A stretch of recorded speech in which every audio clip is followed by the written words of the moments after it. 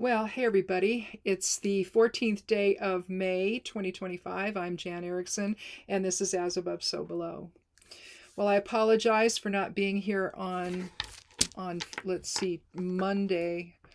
When was the 8th? How much have I missed here actually? No, the 8th is on Thursday, so I just didn't do Mondays. I haven't been feeling well, so uh, I just couldn't do this that day. So anyhow, I'm feeling better though. So I'm going to go ahead and do Mondays now, and then I'll do, if I'm still feeling well, I may go ahead just in case and do tomorrow's reading ahead of schedule and schedule it just to be safe, because I don't know. I don't know. I go up and down. So anyway, let's go ahead and get started with today's rune. We're looking at Laguz. Laguz now is the 21st rune of the Elder Futhark. It essentially means flow or intuition, flow from spirit, flow from higher awareness. It can be used by empaths in a meditation to draw back energy to you, where it's called cutting cords. I prefer to call it dissolving connections, energetic connections. And you can chant Laguz softly while you visualize the connections you've made or others have tried to make with you. Watch them dissolve and then chant Laguz to pull what's left back to you. So you're just dealing with your own energy at that point.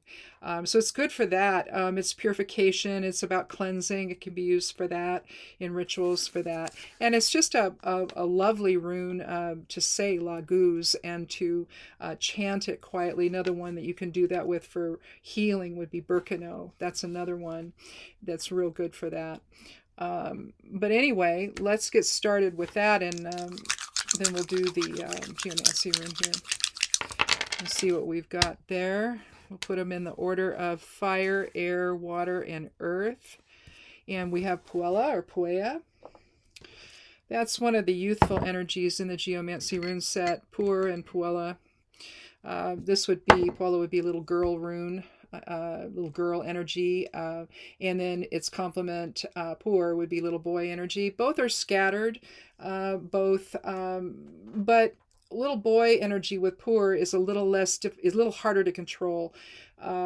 With Puella, it's more like the little girl energy, where she's very curious and looking at everything that comes her way. So it's more like that. It portends good fortune. It can be very positive. But again, it has a specific kind of scattered energy to it. And with if that's a problem today, then, or for the next few days, then you're looking at Laguz to help bring that into some kind of better flow. Well, we'll see. Let's see what the cards have to say.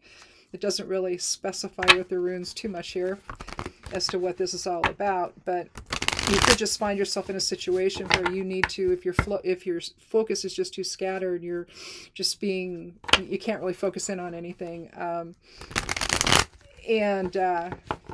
mean, not in an anxiety type of way, but you're just too interested in what's going on, maybe. Then, chant Laguz softly to yourself to kind of get back into focus and see if that helps.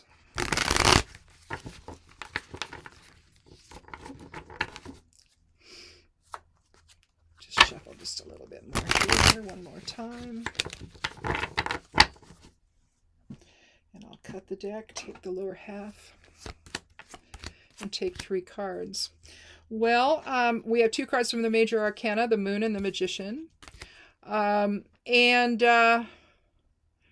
think I'm going to put the 4 of Swords in between the 2, because I think it makes a little more sense here. Before we go any further, though, let me get my little calculator app up here and figure out what the overall numerology is. Now, we said 21 for Laguz. We have 18 for the Moon. We have 4 for the 4 of Swords, and we have 1 for the Magician. So that's 44. Well, that's interesting. Some might call that a master number. Anytime you have repeating digits in a number, you've got 11, 22, and 33. Some say some numerologists look at master numbers as only the 11 and the 22, and that the 33 isn't. But I've always looked at 33 as Christ consciousness. 44, though, if you want to add it together, you've got 8, and so you've got maybe either you can look at it as either 2 4s separately, where you're looking at a different type of foundation, different type of structure, hard work, organization, grounding. You can look at it that way and have an emphasis on it with 2 4s, or I would just say probably reduce it to 8. And 8 is going to be about leadership and harmony and material recognition and approval, would be another, and especially when you're expressing your own leadership. So there could just be something here today where overall with this, what you're going to be dealing with, your focus is just a little bit scattered, but it's not really in a negative way, but you need to get back on track and just chanting Laguz and sort of aligning in higher consciousness when you feel things starting to go awry, essentially, and kind of bring your focus back into alignment with what it is you're trying to accomplish today. Let's look at the moon, though. The moon is an interesting card. It's about balance. It's also about, you can see the 2 towers here. It indicates balance. You can also see the pathway going up in between. So you're talking about the middle path, if you will. And again, that reflects balance. Dark and light. You've got the canine and the wolf here. You've got rebirth here with the crayfish coming out of the water because it sheds its skin and basically becomes anew. So there's a level of transformation and awakening with the moon. Obviously, the moon's not too happy that the canines there, the dog and the wolf, are barking at it, but because he's sort of looking down sternly at the animals. But you're looking at cycles and emotions and transformation and rebirth. So again, if this is having to do with maybe being a little scattered in your focus, maybe there's just something that's trying to keep you, that's hidden from you even, that you need to maybe go and have a little bit of meditation to get away from what's going on, to try to regain your focus and regain your balance. And that could be what the issue is with the lost focus, is the need to rebalance. And that aligns really well with Laguz, by the way. And to bring that emotional balance back into that alignment, so that you can move forward and accomplish what you need to do. If there's something that's plaguing you at the same time, you're thinking about other things while you should be focusing on your work. It could be something that's some hidden stuff that's going on, maybe some deception that's going on, and you're just kind of, you're thinking about it, you can't quite let it go. It could be something like that, maybe. Because here, when you come to the 4 of Swords, you're looking at respite. You're letting your mind come to rest, and your thoughts settling, your thoughts coming to rest and becoming more grounded.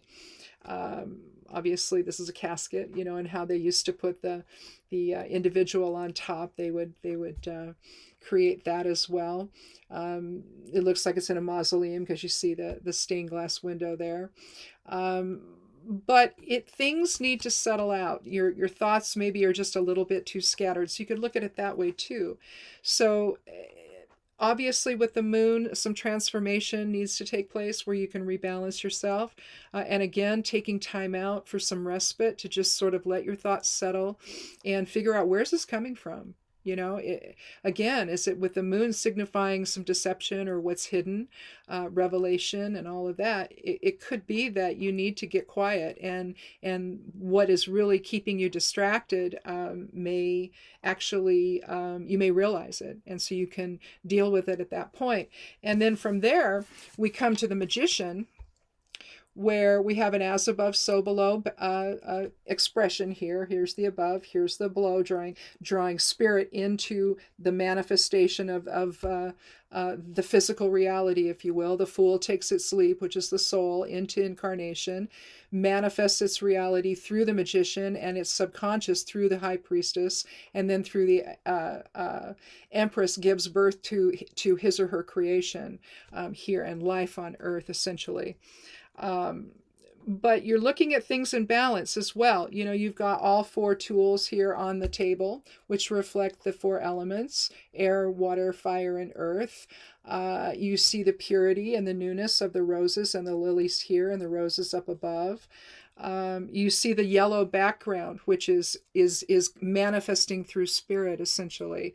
It's basically akin to the sun, which represents the creator in the tarot. And so as the fool is taking its leap into form and manifesting the body and the life and whatever it is that it's coming here to do and learn about, basically you're and of course in its internal process that we go through as souls doing this, and you see the figure eight above, or lemniscate above his head, which is that eternal motion.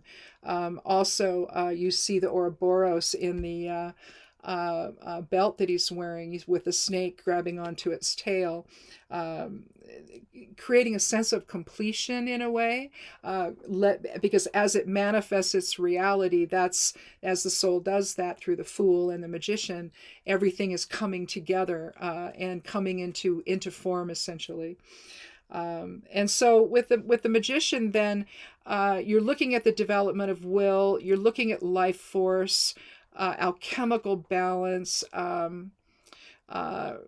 but manifesting what it is you really need to be manifesting. So if you're finding today that you're not able to do that, too well because you're feeling distracted or what have you, again, kind of go within, chant Laguz, bring your energy back to you, just like an empath would, because we're all empathic, whether you realize it or not. The same type of meditation will work for anyone, not just empaths.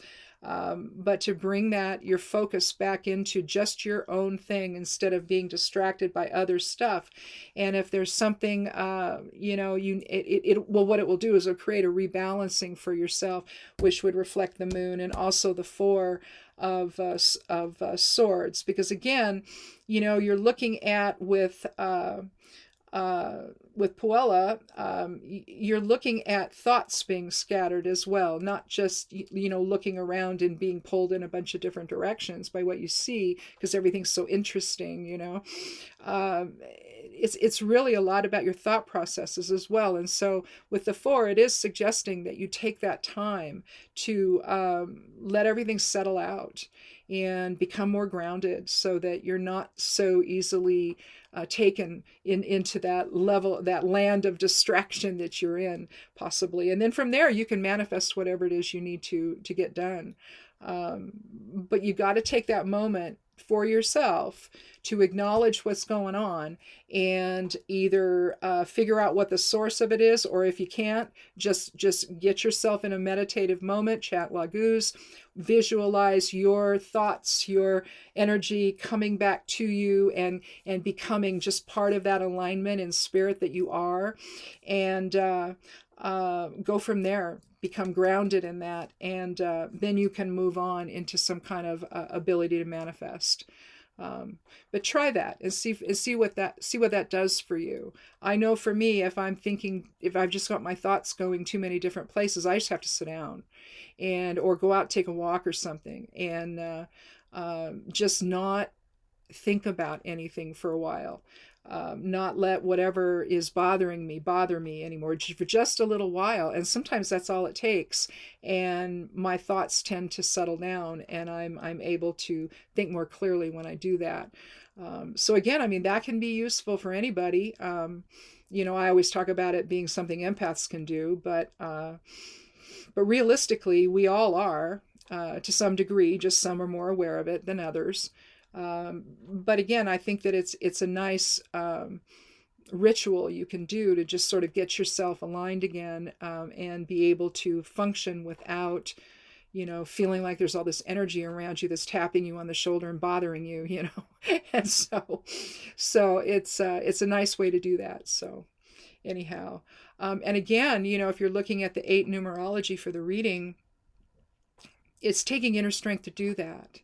And if you need to get something done and you're somebody that's sort of a leader where you are and it's your job or whatever in some kind of leadership capacity or leadership role, basically being able to do that keeps things going in the direction you need it to go, and also models that behavior for others that are working for you, so that when they get off kilter or off balance, or they can't think clearly or whatever, because we all get there. There's just a lot going on in our lives, and it's easy to get drug into that, and but there's just tools you can use, and I think this reading is basically suggesting that that it's a rebalancing and letting your thoughts settle and become more grounded in basically higher awareness and in what you're trying to actually manifest, what you're trying to achieve. In other words, it will become easier to do that. So I think that's it. So that's interesting. Well, okay, I don't think I need another card, because I don't think we need to define this any more than what it is. So that's it, and thanks for watching. Again, I'm sorry I didn't do this on Monday. This is kind of like Monday's reading on a Wednesday. But hopefully I'm on the mend and I won't miss any more. I thought about doing just a short, but I couldn't even come in here to do that. I had a headache, and my sciatic nerve was just exploding, and I wanted to be sure that it wasn't something else other than that, and so I've been doing teas and doing a round of echinacea, and just in case, but I think it's the sciatic nerve is what I think it is, and it's just been so long since I've really had any problems, decades, since I've had problems with that, and it sort of surprised me that I did, and that it took me out the way that it did. But anyway, thanks for watching, and I appreciate you being patient with me. And we'll go ahead and close out, and I will maybe go ahead and just do tomorrow's reading just in case. I'll do that ahead of time, and just in case I wake up in the morning and can't do it. So anyway, thanks a lot for watching, and we'll see you again for another edition of As Above, So Below. Be good to yourself, be good to one another, and blessed be.